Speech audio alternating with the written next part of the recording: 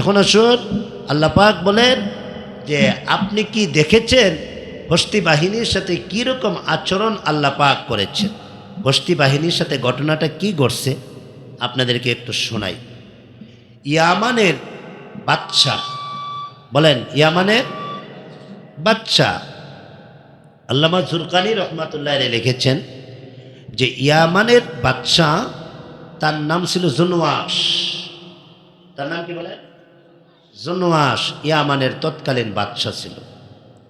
এ জুনওয়াস ছিল হুমায়ের জাতির শেষ রাজা। হুমায়ের যে জাতি ছিল সেই জাতির শেষ রাজার নাম ছিল জুনওয়াস। নাম কি বলে? জুনওয়াস। এই জুনওয়াস সে ইহুদি ছিল, ইহুদিদের বাদশা ছিল। তৎকালীন জমানায় খ্রিস্টান ধর্মের প্রচার প্রচারণা বেশি ছিল এবং আল্লাহর কাছে মনোনীত ছিল আমাদের নবী আসার আগে। বলেন, আমাদের নবী আসার আগে খ্রিস্টান ধর্ম আল্লাহর কাছে মনোনীত ছিল এবং খ্রিস্টান ধর্মের প্রচার প্রসার করার জন্য ঈসা আলাইহিস সালামের পক্ষ থেকে নির্দেশ ছিল। তো বাদশার জুনওয়াস সে ইহুদি ছিল। ইহুদিরা একটা ক্রিমিনাল জাতি। ইহুদিরা একটা ক্রিমিনাল জাতি। এরা মুসলমানদেরকে বরদাস্ত করতে পারে না, এরা ইসলাম ধর্মকে সহ্য করতে পারে না। তৎকালীন জমানায় আল্লাহর মনোনীত ধর্ম যে খ্রিস্টান, ওই খ্রিস্টান ধর্মটাকেও এরা মেনে নিতে পারে না। সে জুনওয়াস বাদশা কি করলো, সে খ্রিস্টান মানুষগুলাকে ধ্বংস করার জন্য, নামাজি মুত্তাকিন মানুষগুলাকে শেষ করার জন্য সে একটা গর্ত খুঁজছে। গর্ত, বিশাল বড় গর্ত খুঁজছে। ওই গর্তটার মধ্যে আগুন লাগাইয়া এই যারা ধর্ম প্রচারের মানুষ আছে এদেরকে এই আগুনের মধ্যে নিক্ষেপ করে দেয়। এইভাবে করে করে এমন কঠিন নির্যাতন, এমন নির্যাতনের ঘটনা তো আমাদের দেশেও আমরা অনেক শুনেছি। পৃথিবীর বিভিন্ন রাষ্ট্রের ব্যাপারে আমরা অনেক শুনেছি যে নির্যাতন কাকে বলে, নিপীড়ন কাকে বলে। তাছাড়া উলামায়ে কেরামের নির্যাতন নিপীড়ন এটা অতীতেও আমরা দেখে আসছি। তো এটা ওই বাদশাহ জুনওয়াস সে কী করলো, বিশাল বড় একটা গর্ত খুঁড়লো। ওই গর্তের মধ্যে ইমানদার মোমেনদেরকে এটার মধ্যে নিক্ষেপ করে, কেউ জানে না। ইমানদার মোমেন যারা আছে, নামাজি মানুষ যারা আছে, তাদের আত্মীয় স্বজন হাই হোতা শুরু করলো, আমার স্বামীটা কোথায়, আমার স্বামীটাকে পাই না, আমার ছেলেটা কোথায়, আমার ছেলেটাকে পাই না, আমার আব্বা কোথায়, আমার আব্বাকে পাই না। এইভাবে আস্তে আস্তে করে করে যারাই মসজিদমুখী, যারাই নামাজি, যারাই সেজদাকারী, যারাই রুকুকারী, তাদেরকে আস্তে আস্তে জুনওয়াস বাদশাহ এদেরকে শেষ করে দিতেছে, এদেরকে ধ্বংস করে দিতেছে, এদেরকে আগুনে নিক্ষেপ করে দিতেছে। তৎকালীন জমানায় রুম বাদশা, রুমের বাদশার কাছে এই ইয়ামানের কিছু নাগরিক তারা চিঠি লিখছে রুমের বাদশার কাছে, হে রুমের বাদশা, আমি আমার স্বামী পাই না। হে রুমের বাদশা, আমি আমার আব্বারে পাই না। হে রুমের বাদশা, আমি আমার ছেলেটারে পাই না। আমার বুকটা খালি, আমার বুকটা একেবারে খালি, আমার বুকটাকে খালি করে দিছে। আমি আমার বাচ্চাকে আমার সিটে পাই না। হে রুমের বাদশা, আপনি দয়া করে এই জালেম জুনওয়াসের বিরুদ্ধে একটা পদক্ষেপ নেন। আমরা ইয়ামানের নাগরিক, আমরা ইয়ামানের মজলুম নাগরিক, আমাদের কথাটা একটু শুনেন। এই চিঠিটা যখন গেল আপনার রুমের বাদশার কাছে, রুমের বাদশা চিঠিটা পড়ে চোখের পানিগুলো জোর জোর করে ছাড়লেন আর কাঁদলেন আর বললেন, ইন্না লিল্লাহ, কেমন জুলুম, ইন্না লিল্লাহ, কেমন নির্যাতন। উনি চিন্তা করলেন, আমি একা পদক্ষেপ নিব না, আমি একা পদক্ষেপ নিব না। আমার পার্শ্ববর্তী রাষ্ট্র আবিসিনিয়া, আবিসিনিয়ার বাদশার নাম হলো নাজ্জাশী। নাম কি? নাজ্জাশী, যিনি আমার নবীকে না দেখা আমার নবীর উপরে কালিমা পড়ে মুসলমান হয়ে গেছে। বাদশা নাজ্জাশী একজন আল্লাহর ওলি মানুষ।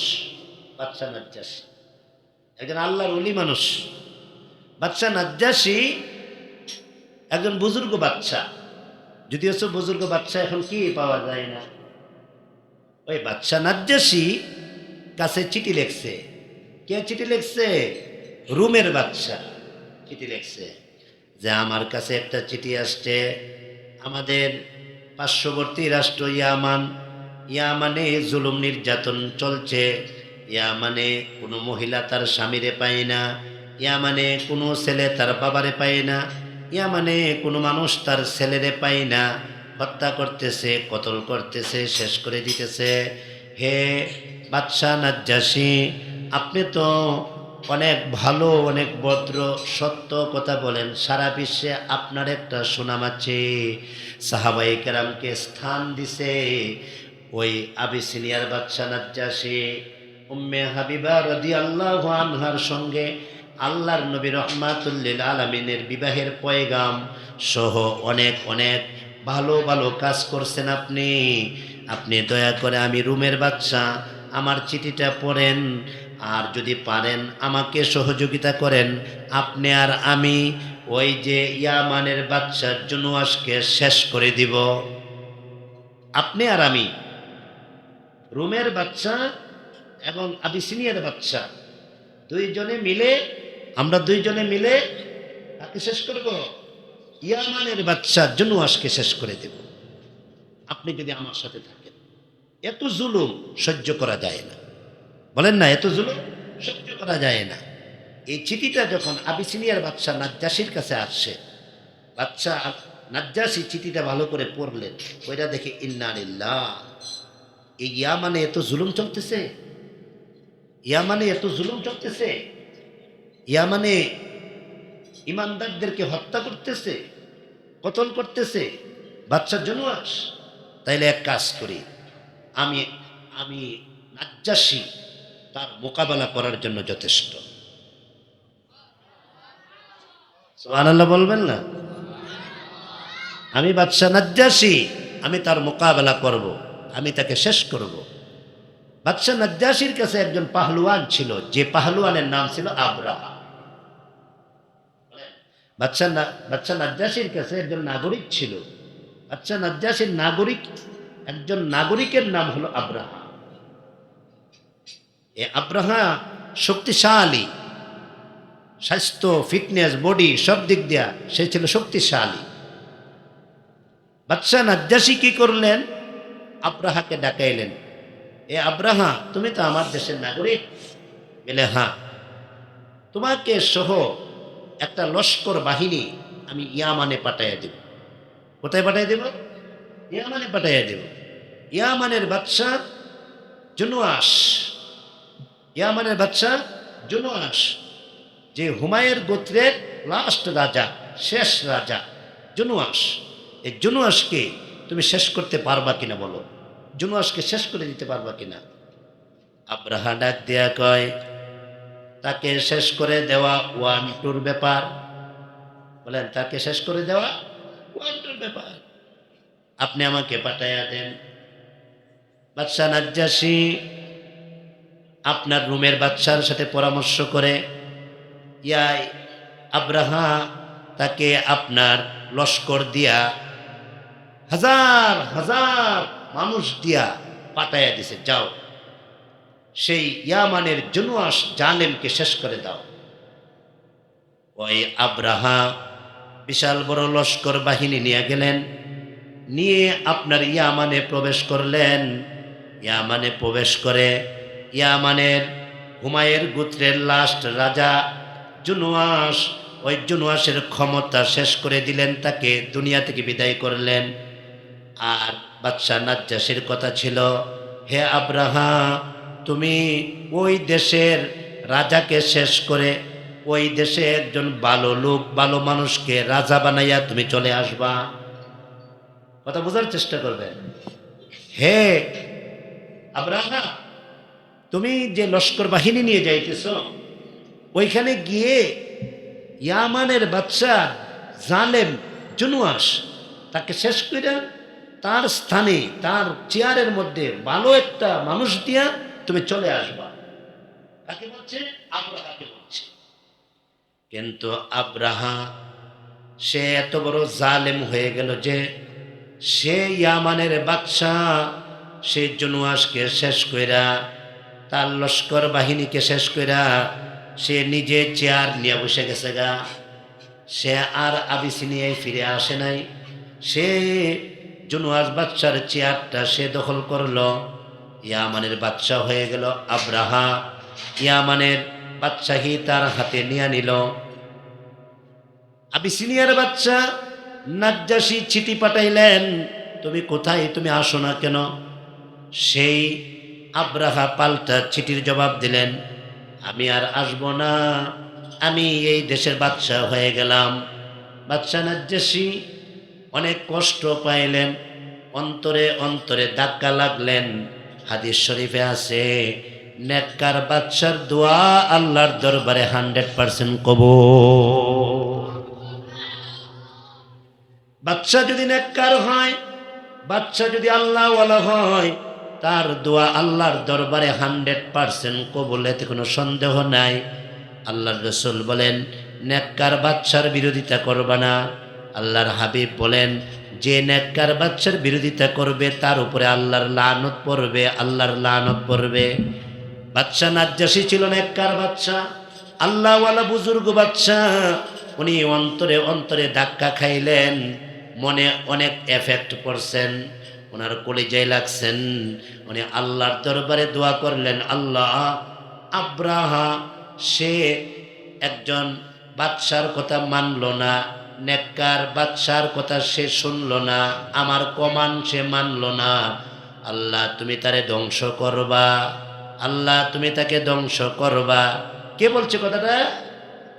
নাজ্জাশী, নেককার বাদশা। আল্লাহ তুমি আব্রাহাকে কি করবা বলেন?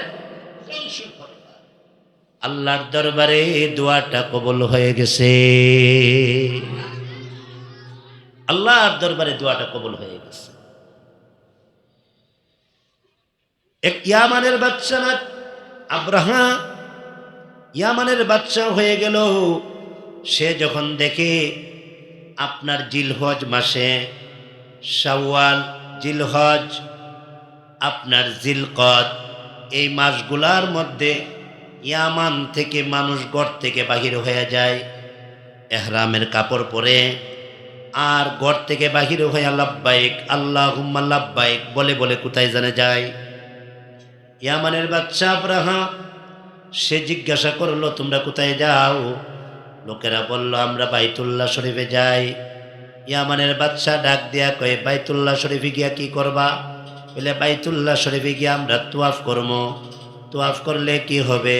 বলে, তোয়াফ করলে গুনাহ মাফ হবে। ওইটা কি? বলে, ওইটা বাইতুল্লাহ।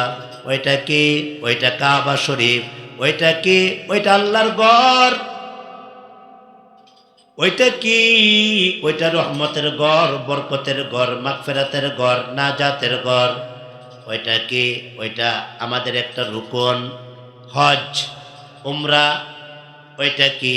বলে, ওইটার দিকে তাকাইলে চোখের পাওয়ার বাড়ে, আল্লাহ খুশি হয়, আল্লাহ সন্তুষ্ট হয়। বাদশা আব্রাহা অহংকারী হয়ে গেলেন। সে তাদেরকে বললেন, তোমরা যদি ওইখানে না যাও তাইলে কি হবে? বলে, না, না যেয়ে থাকতে পারবো না। কেন পারবা না? আমাদের ঈমান বলে আমরা যাব, আমাদের তাকওয়া বলে আমরা যাব না, তোমাদেরকে যাইতে দেওয়া হবে না। হাজিরা ডাক দেয়া কয়ে, তোমার কথা মানব না, তোমার কথা শুনবো না, আমরা যাবই যাব, আমরা যাবই যাব। এমনি তখন বাদশাহ আব্রাহা জালেম সে তার বাহিনীদেরকে নিয়ে বসলেন। পয়সা ডাক দেয়া কয়, ওই ঘরটা একটু রিচার্জ করে আসো, স্টাডি করে আসো। বাদশাহ আব্রাহার লস্কর বাহিনী সবাই গেলেন, গিয়া গড়টা স্টাডি করলেন। গড়টা 4 কোনা, গড়টা কালো, গড়টা এতটুকু লম্বা, গড়টার পাশে একটা হাতিবে কাবা আছে, গড়টার পাশে একটা মাকামে ইব্রাহিম আছে, গড়টার পাশে একটা রুকনে ইয়ামানি আছে, গড়টার পাশে একটা সাফা পাহাড় আছে আর একটা মারুয়া পাহাড় আছে।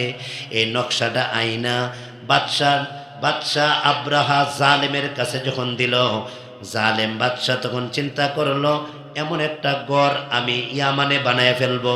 নাউজুবিল্লাহ বললেন, কথা বুঝতে পারেন?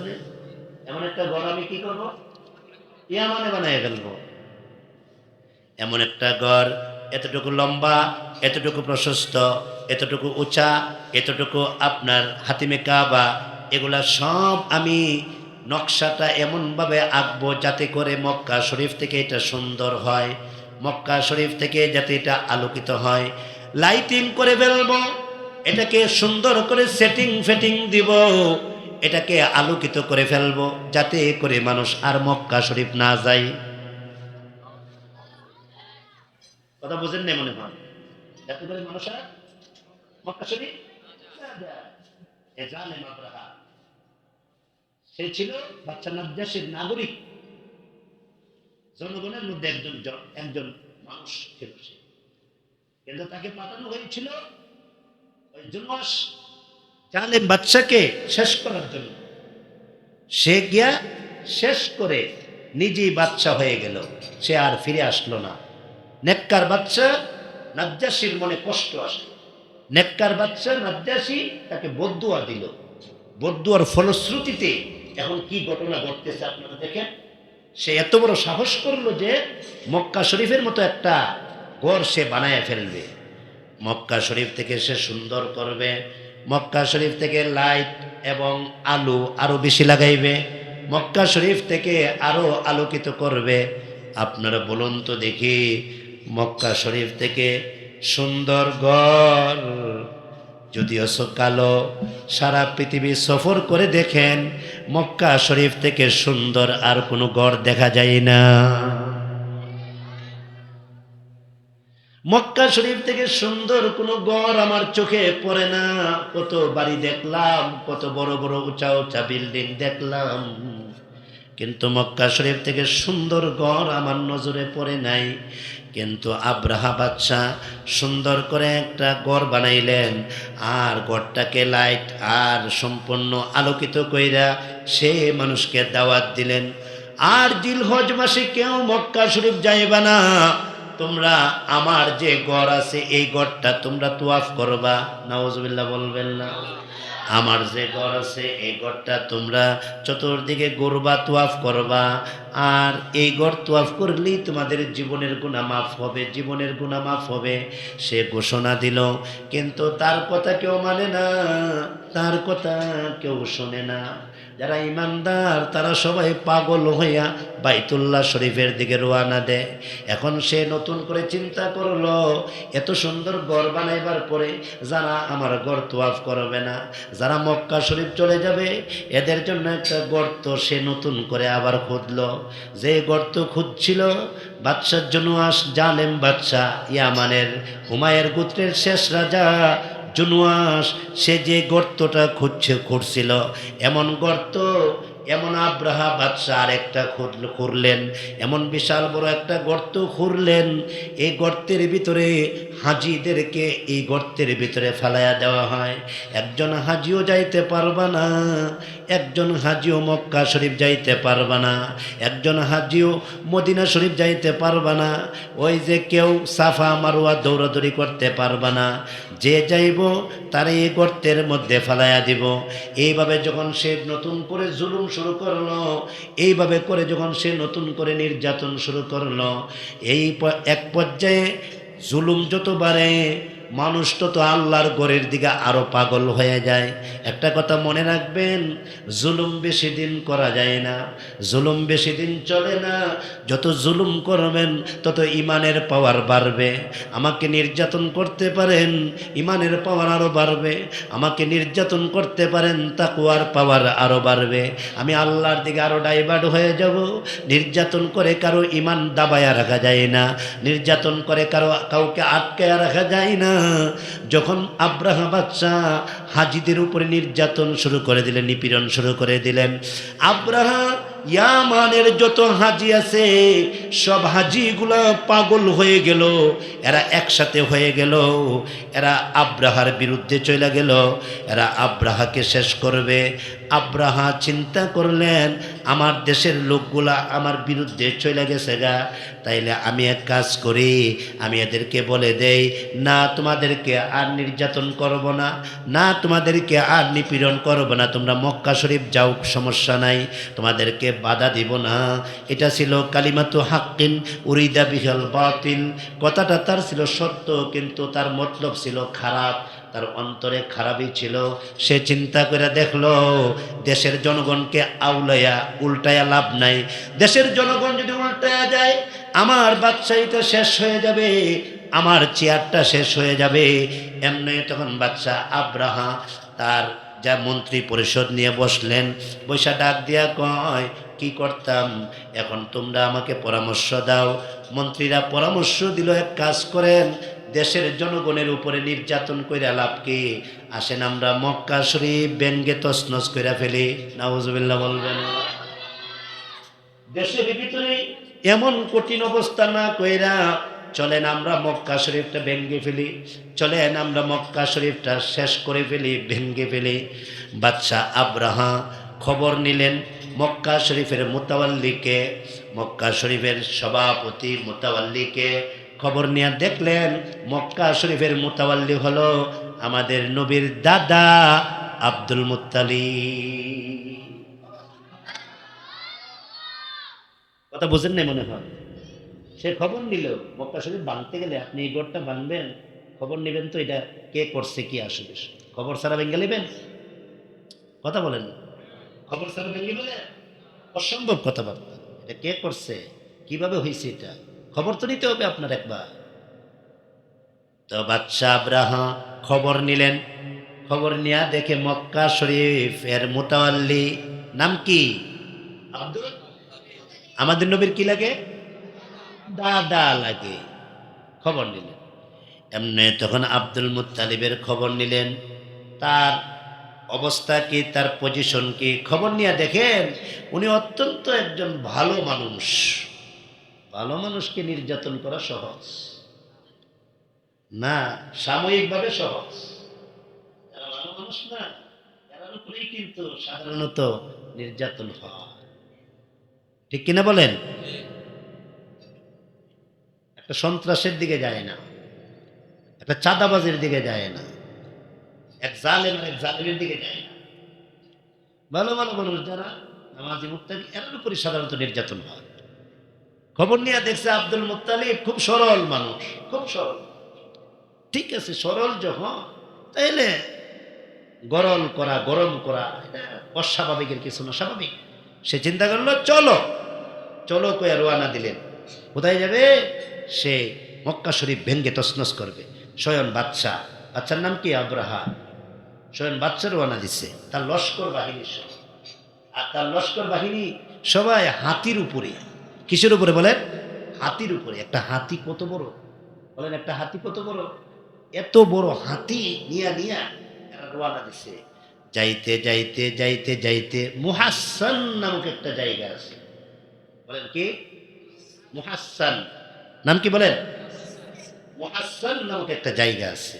এই জায়গাটা মুজদালিফার কাছে। কিসের কাছে বলেন? মুজদালিফার কাছে। এই মুহাসসান নামক জায়গায় কাছে সে চলে আসছে আব্রাহা বাদশা হস্তি বাহিনী সহ।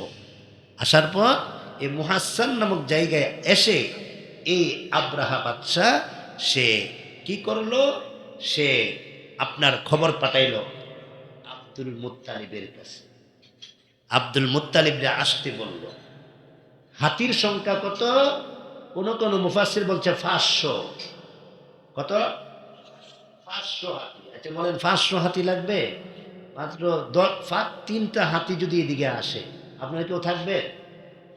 কথা বলেন না, আমারে ফেলাই দিবেন দৌড়। 500 হাতি এসে ঢুকছে, অবস্থাটা কি হবে মনে করেন? 500 হাতি দিয়ে সে কি বাংবে বলেন? মক্কা শরীফ। নাউজুবিল্লাহ বলবেন না। 500 হাতি দিয়ে কি বাংবে বলেন? মক্কা শরীফটা বাংবে। নাউজুবিল্লাহ বলেন। এই 500 হাতি নিয়ে আসে মুহাসসান নামক জায়গায় আসার পর এমনি তখন চিন্তা করলো আব্দুল মুত্তালিবরে ডাকাই। আব্দুল মুত্তালিব দেখি কি বলে। আব্দুল মুত্তালিব নবীজির দাদা আব্দুল মুত্তালিবরে ডাকাইলেন। আব্দুল মুত্তালিব আসলেন। আব্দুল মুত্তালিব আসলেন, আসার পরে আব্দুল মুত্তালিবকে দেখার সাথে সাথে এই আব্রাহা এমন তার ভিতরে এমন ভয় সৃষ্টি হয়েছে, কারণ আব্দুল মুত্তালিবের চেহারা খুব সুন্দর ছিল। নবী আলাইহিস সালাম তখনও পৃথিবীতে আসেন নাই, নবী আলাইহিস সালামের নূরটা তখন আব্দুল মুত্তালিবের কপালে ছিল। নবী আলাইহিস সালামের নূরটা তখন আব্দুল মুত্তালিবের কপালে ছিল। আব্দুল মুত্তালিব বিবাহ করার পর তাদের স্বামী স্ত্রী তাদের সাক্ষাতের পর এই নূর চলে গেল আব্দুল মুত্তালিবের স্ত্রীর কপালে।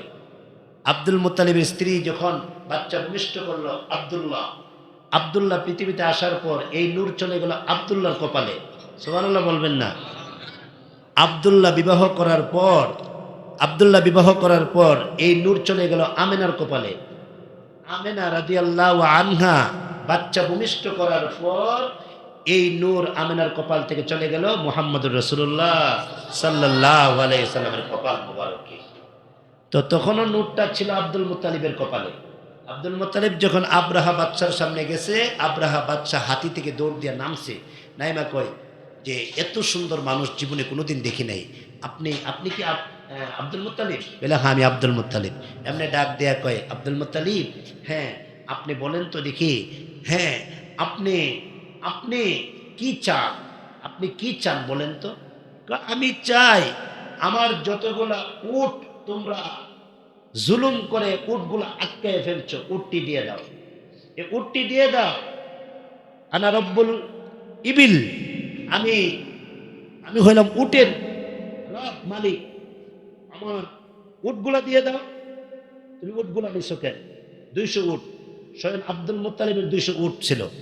এই উট এরা নিয়ে গেছে মুহাসসান জায়গার মধ্যে আইসা, এরা উটগুলা জুলুম করে নিয়ে গেছে। এদের উদ্দেশ্য হইল উট নিয়ে গেলে তো, উট যদি নিয়ে যায় তাহলে এরা আব্রাহার উপরে আক্রমণ করবে, আর আব্রাহা হাতি দিয়ে এরা শেষ করবে। এরা শেষ করে নিলে মক্কা শরীফ বাংলা সহজ হয়ে যাবে, মক্কা শরীফ ভেঙে ফেলা সহজ হয়ে যাবে। এই জন্য কয় আমার উটটি দিয়ে দাও, আমার উটটি দিয়ে দাও। এমনি ডাক দেয়া কয় তুমি কেমন আশ্চর্য মানুষ, উট চাও, আল্লাহর গড় চাও না? উট চাও? আমরা তো আল্লাহর গড় ভাঙবার জন্য আসছি, আল্লাহর গড় যে ভেঙে ফেলবো তখন?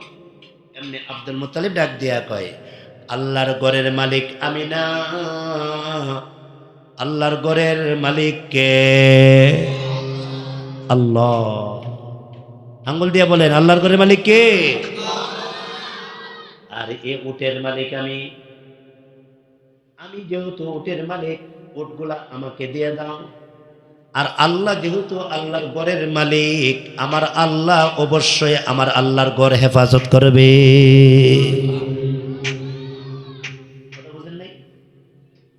এটা হেফাজত করবে আল্লাহ, আমারটি আমারে দাও। এই কথা বলার সাথে সাথে আল্লাহ দেখলো না তার মধ্যে কোনো স্বার্থ নাই, নাও তোমার উট তুমি নিয়ে যাও, আমরা আল্লাহর গড় ভাঙবো। আচ্ছা ঠিক আছে ভাঙবো। আব্দুল মুত্তালিব লেট করছে না, কুরাইশ বংশের মানুষগুলাকে নিয়ে উনি বাইতুল্লাহ শরীফের সামনে চলে গেলেন। বাইতুল্লাহ শরীফের সামনে গিয়া চোখের পানিগুলো জর্জর করে ছেড়ে ছেড়ে কান্দে আর কয় ওগো বাইতুল্লাহর মালিক তুমি না রব্বে কাবা, ওগো বাইতুল্লাহর মালিক তুমি তার নিদর্শন হেফাজত করো। এটা তো শুধু আমরার না, এটা আদম নবীর, এটা ইব্রাহিম নবীর, এটা নূহ নবীর, এটা শেষ নবীর, সব নবীরা এটা তোয়াফ করছে। এমন একটা করে আব্রাহা বাচ্চা আঘাত করবে আর তুমি বসে থাকবে, এটা হতে পারে না। আল্লাহ এখানে দাঁড়ায় দোয়া করলে দোয়া কবুল হয়। আল্লাহ তুমি আমার দোয়া কবুল করো, আমরা কুরাইশ বংশের মানুষ, আল্লাহ আমাদের দোয়া কবুল করো। আল্লাহ কুরাইশ বংশের উপরে তোমার একটা বিশেষ নজর আছে, আল্লাহ দয়া করে দোয়া কবুল করো, আব্রাহাকে শেষ করো, তার হাতিগুলা শেষ করো, তার লস্করগুলা শেষ করো। তাফসীরের কিতাবে আছে তখন খোলা আকাশের নিচ থেকে কেমন জানে একটা আওয়াজ এসে গেছে, হে আব্দুল মুত্তালিব তুমি কুরাইশ বংশের মানুষগুলাকে নিয়ে তাড়াতাড়ি নিরাপদে চলে যাও। সুবহানাল্লাহ বলবেন। খোলা আকাশ থেকে আওয়াজটা, হে আব্দুল মুত্তালিব তাড়াতাড়ি নিরাপদে যাও, তাড়াতাড়ি নিরাপদে যাও। হে আব্দুল মুত্তালিব, তাড়াতাড়ি নিরাপদে যাও, তাড়াতাড়ি নিরাপদে চলে যাও, এখন যা করার মহান আল্লাহ করে ফেলবে, যা করার মহান আল্লাহ করে ফেলবে, যা করার মহান আল্লাহ করে ফেলবে। হে নবী, আপনি কি দেখেছেন, বোমানা জেনেছেন হস্তি বাহিনীর সাথে আল্লাহ কি আচরণ করছে? আচরণটা কি? হে আব্দুল মুত্তালিব, তাড়াতাড়ি যাও, সারো মক্কা শরীফ সারো, যা করার আল্লাহ করবে। একথা বলার সাথে সাথে আব্দুল মুত্তালিব দৌড়াদৌড়ি শুরু করে দিছে। কুরাইশ বংশের, নবীর বংশের মানুষগুলা সব দৌড়াদৌড়ি করে যার যার জায়গায় চলে গেল। মুহাসসান নামক জায়গা থেকে একটু যখন সামনে আসছে, নাম কি আব্রাহা, একটু সামনে আসার পরে দেখা যায় সাগর থেকে, নদী থেকে ছোট্ট ছোট্ট পাখি, এরা আনছে হাতি, আল্লাহ দিছে পাখি। সুবহানাল্লাহ বলবেন না? এরা আনছে কি? আল্লাহ দিছে কি? পাখি। কোনটা বড়? পাখি বড়? হাতি বড় না? ওদিকে পাখি বড়। হাতি টিপা দিলে নাই। এখন এখন হাতি বিশাল বড় বড় হাতি, এদের বিকল্পে আল্লাহ দিলেন ছোট্ট ছোট্ট পাখি, ছোট্ট ছোট্ট পাখি। আমরা বলি আবাবিল পাখি, আর আবাবিল তো পাখির নাম না। আবাবিল মানে হলো যাকে যাকে, তৈরান মানে পাখি, তৈরান মানে কি? পাখি। আবাবিল মানে কি? যাকে যাকে, ওই যাকে যাকে হবে পাখি বানিয়ে নিচ্ছে। তো এইভাবে আল্লাহ ছোট ছোট পাখি দিছে। এই পাখিগুলো কোথায় থেকে আসছে? কেউ কেউ বলেন জেদ্দা, আমরা যে জেদ্দা যাই না, জেদ্দা গেছেন তো, ওই জেদ্দার যে সাগর আছে না, সাগরের পাড়, ওইখান থেকে পাখিগুলা একটা একটা করে হাজার হাজার পাখি ওই পানির ভিতর থেকে বাহির হয়ে গেছে।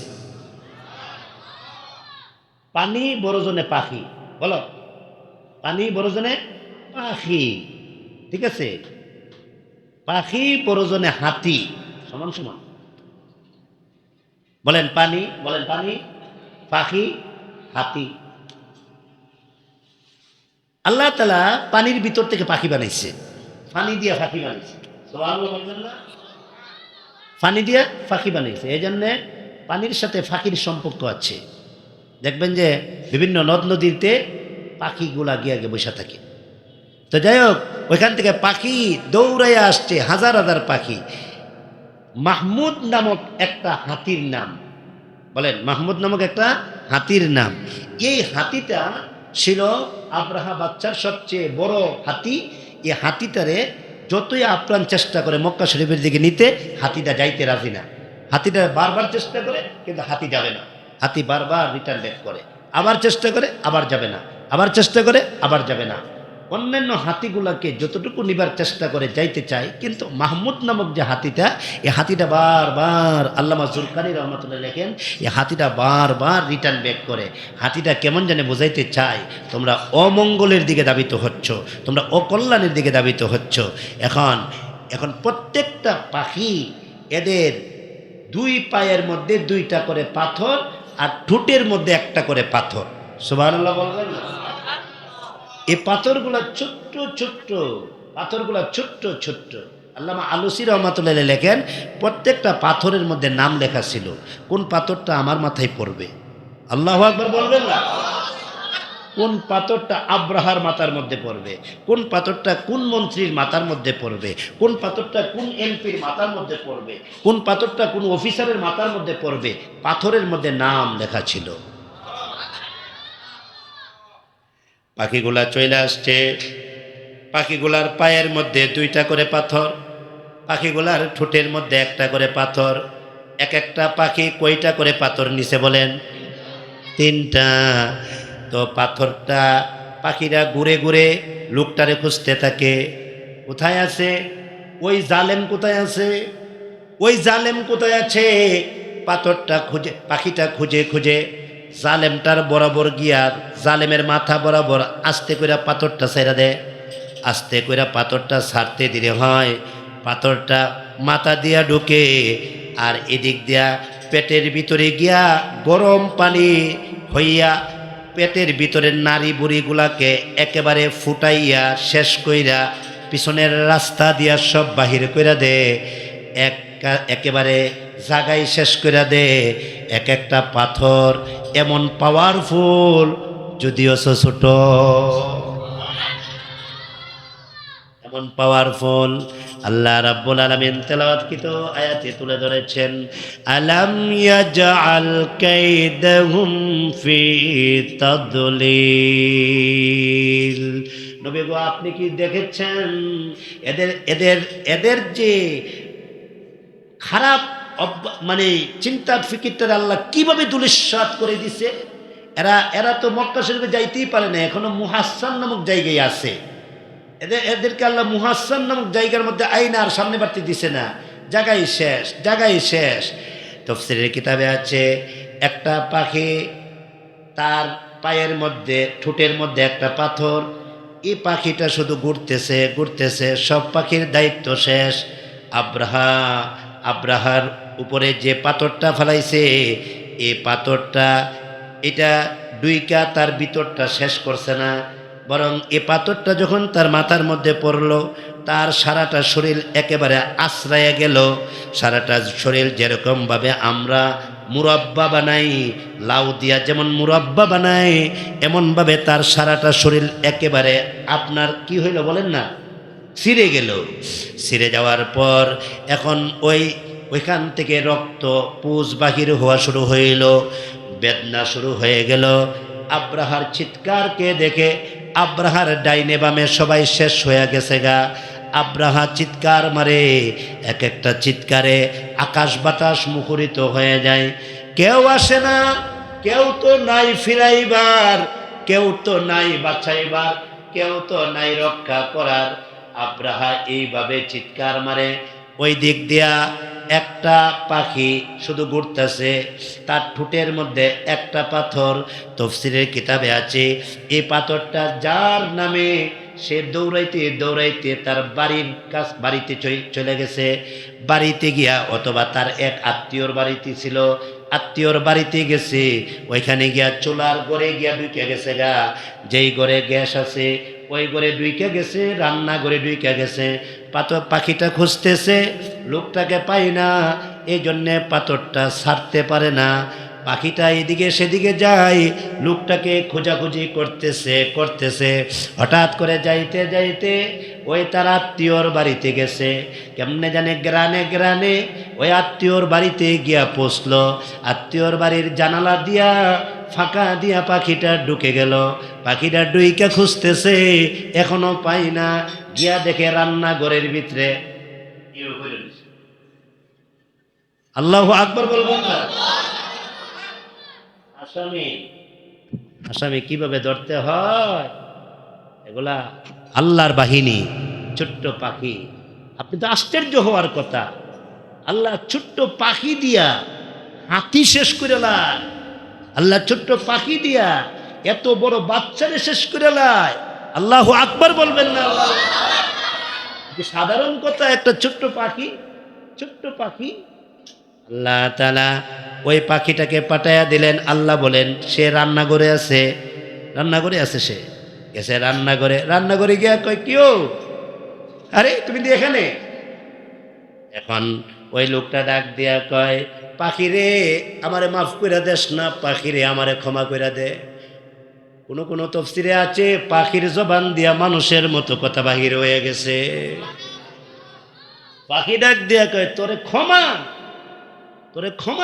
তোরে খুঁজতাছি সারা মাঠে পাই না, খুঁজা এদিকে ডানে বামে গিয়া পাই না। তুই রান্না করে এখন নাই, তুই শেষ কয়া আস্তে কইরা পাথরটা ছেড়ে দিলেন। ভিতরটা সব নারী বুড়ি যা আছে সবগুলা বিগলিত হইয়া পায়খানার রাস্তা দিয়ে বাহির হয়ে গেছে। আল্লাহ রাব্বুল আলামিন এ আয়াতে বলেন, ওয়া আরসালা আলাইহিম তায়রান আবাবিল। আল্লাহ এইভাবে পাখি পাঠাইয়া দিছে, তৈরান পাখি, আবাবিল যাকে যাকে আবাবিল মানে কি ফাঁকি না, যাকে যাকে যাকে যাকে আল্লাহ তাআলা ওয়া আরসালা আলাইহিম এদের উপরে পাঠায়া দিছে তয়রান পাখি, যাকে যাকে পাঠায়া দিছে। আর এই এই পাখিগুলা এইভাবে এসে এদেরকে শেষ করছে। এখন আপনারা বলুন তো দেখি, সব কিছুর ক্ষমতার মালিক একমাত্র কে? আল্লাহ। আমরা যদি আব্রাহা বাদশার মতো হয়, আল্লাহ আমরাও শেষ করব।